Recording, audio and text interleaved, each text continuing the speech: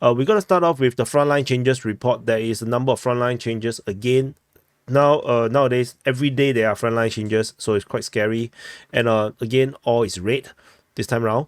There is frontline changes over at Uruzaine, Klipoke, Staricia, Klishevka, Andrievka, Novoporodske, Netilove, and Staromayoske. So we're gonna start off with the Kharkiv front, the frontline change over at Glipoke.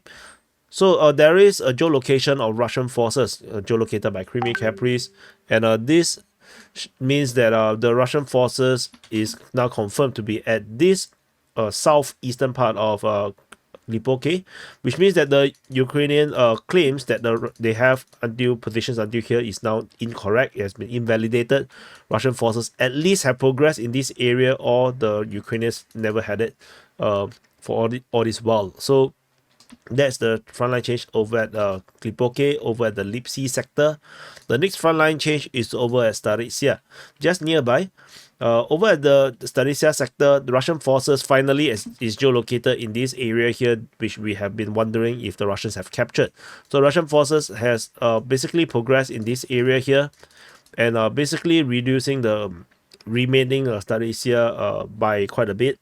We still do not know if this area here is under Russian or Ukrainian control, because the Russians claim it, but the Ukrainians denied it. So if let's say the Ukrainian mapping is correct, this part of Staritsia is still under Ukrainian control, then the Russians have taken just about half of Staritsia. However, we have to note that the Russian Defense Ministry has already declared Staritsia captured. So very, very unusual situation. The next frontline change is over at the Bakhmut front, over at Klishevka. So Bakhmut front is here. And in this area here, a geolocation, a very rare one, I would say, in this area, the Russian forces geolocated at this location, which confirms that the Russian forces have taken some grounds in this southeastern part of Klishevka, north of Andrievka. This is the very first indication or confirmation of any form of capture in this area since the claims that Klishevka and Andrievka has been captured by the Russian forces. And this is not even anywhere close to where we will expect confirmation would be. For example, because now the claim is that the Russians have taken Klishevka and Andrievka. I would expect some kind of geolocation to be like in this area, maybe here, or maybe here in somewhere that we can confirm that the Russians really indeed have taken this much ground.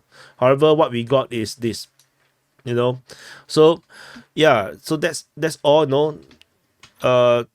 That's all. That's the Klishevka we have at home. So you just have to make do. We already have Klishevka at home. This is the one. So the next frontline change is just south of this location. So this is actually based on the Ukrainian mapping. They have disclaimed this certain part, showing that the Russians have made some little progress towards Andrievka.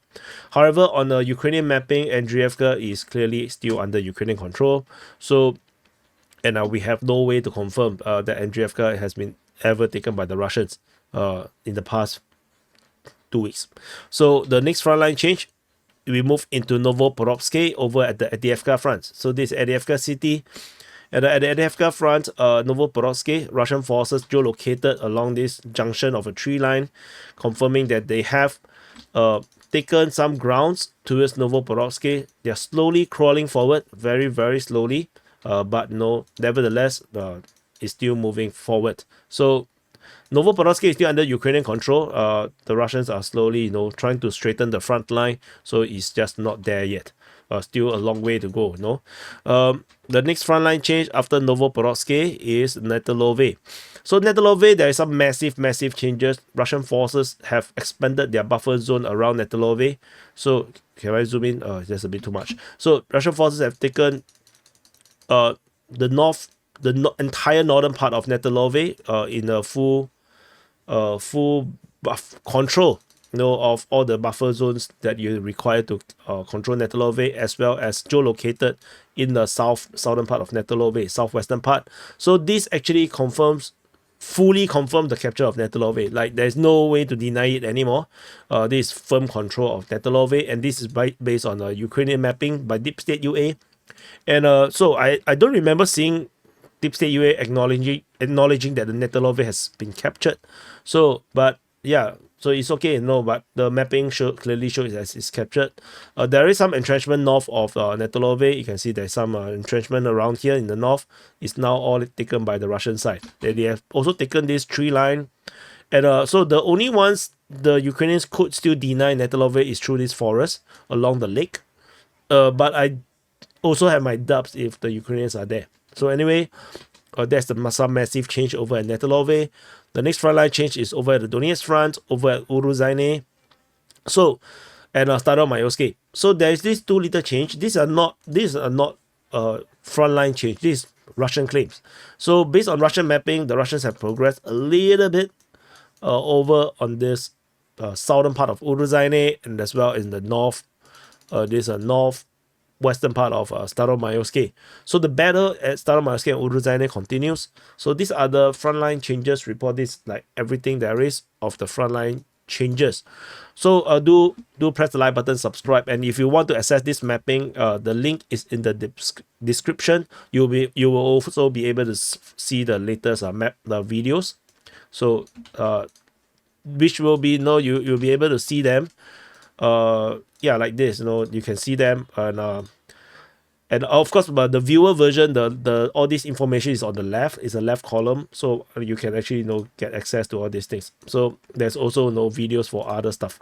So anyway, going back to the sit rep, we have a Ukrainian MiG-29 shot down over